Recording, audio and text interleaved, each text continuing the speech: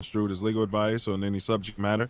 You should not act or refrain from acting on the basis of any content or statement made without seeking personal legal advice and or other professional advice. This content is not intended to be a substitute for professional medical advice, diagnosis, or treatment. Always seek the advice of your physician or other qualified health providers with any questions you may have regarding a personal medical condition. And Self Love broke down who we're sitting here with. We have a great panel.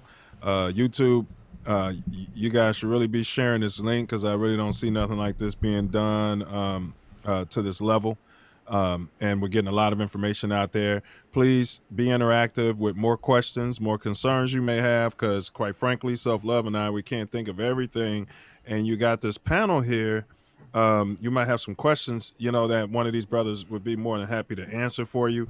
And let me jump right into segment 3. Can anybody speak on, well, I have this set for the pastor and also for Dr. Conrad, the effect of the coronavirus on Black families, communities, and churches?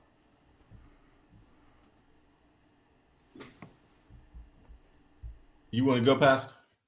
Yeah, there it is. There it is. Sure, no problem. I believe it's had the effect on people that people have allowed it to have. I can say conversely, it's been definitely negative. The strain on the Black family for the majority of us that have, that are very service industry based. A lot of us have been cut out of that loop.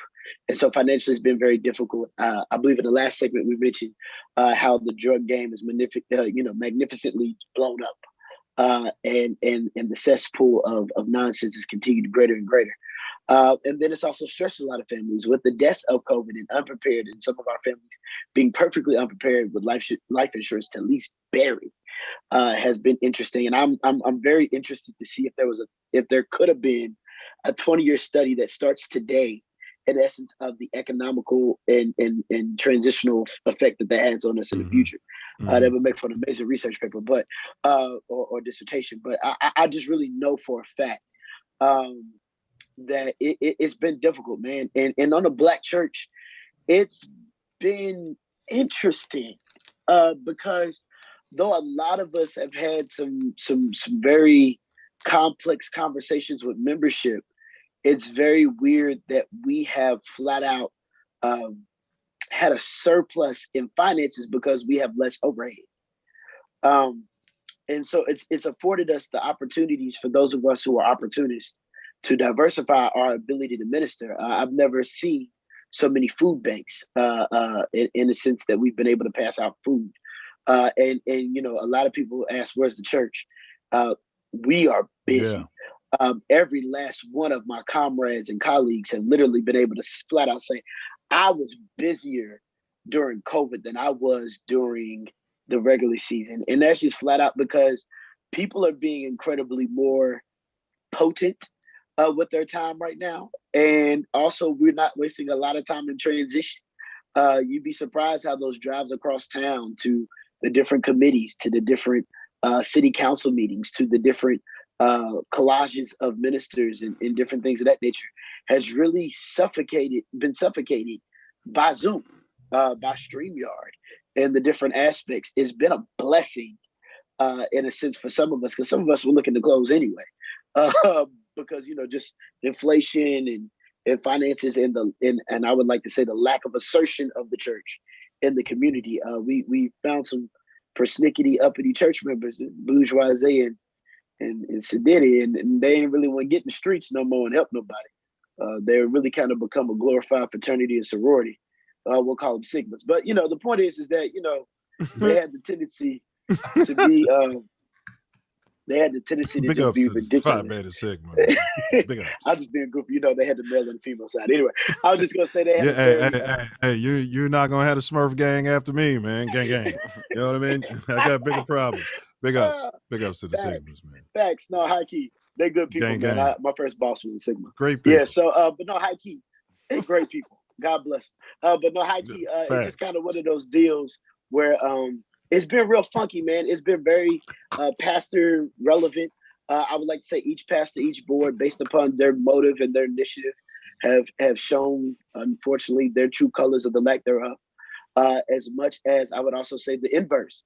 A lot of us, man, it put some of us that wasn't getting 30 people to come to church. We got 700 followers, and so it's been real interesting, to say the least, on how it's affected the church. And I think it's dependent on each church context. Now, just take this as something to marinate on. I don't want you taking it to the board and getting yourself, voted out. But, it's just Yeshua. That's all. It's just Yeshua. I think that's your money. It's your facility. Again, if all the brothers know, I'm big with everybody else's time, money, and stuff. I think it would be huge if your church opened it up to the homeless, or set up a triad center, or something for the police, or something for the nurses, where you're out there, passing out inside the church. Use the church as a shelter. No, it's not something to comment on. It's just Yeshua talking. So that question, we're throwing that to Dr. Conrad. Yeah. So yeah, don't comment on that. Number one, I think, Black people and Black families are absolutely struggling as a result of the pandemic, because we were struggling before the pandemic. Thanks. So we are already the most vulnerable populations. We already experience significant disparities in virtually every aspect of quality of life, from healthcare to education to income to wealth to the criminal justice system to, you go down the line. And we're already experiencing these significant disparities. So the pandemic just exacerbated the challenges we're already having. So we've already talked about that we have acquired the virus at faster rates than other people. We've had a higher death rate. We're on the front lines. We have health issues that make us more vulnerable. And we were just overall stressed and already dealing with the trauma of racism and all the host of other things that we experience. So it's it's almost impossible for us not to be acutely affected by this. So we're gonna, and there will be those longitudinal studies, Pastor. There we already know income levels and wage levels and all that we've experienced generational right wealth.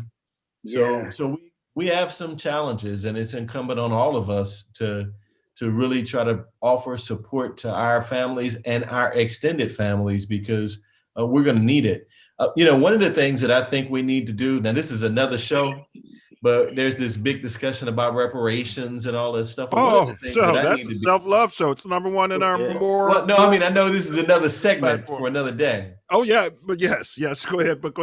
Reparations. But just quickly from my perspective, we ought to have free access to emotional and mental health resources as a result of our experiences around trauma that we've had. But there are not enough mental health professionals that look like us. So there needs to be a lot of money, I think, to training, educating a new cadre of mental health professionals who look like us, so they can be deployed in the communities we live in, so that we can have people to talk to. That to me is where some funding around reparations need to go. Dr. Conrad, I have a family member. It's funny you should say that has started doing, getting what they say, counseling, right?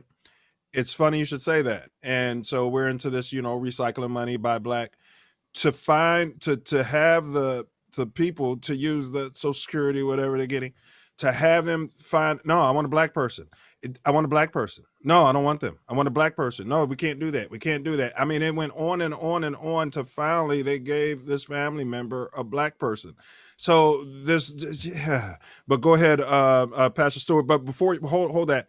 Go ahead, Pastor Stewart, and then I'm going to ask Cannon something. Go ahead. I was just going to say, and I'm sure Brother Cannon and Brother Conrad, and I think all of us have been able to see this, I'm tired of these pledges to communities for the insurrection of their financial ridiculousness, and then turn around and place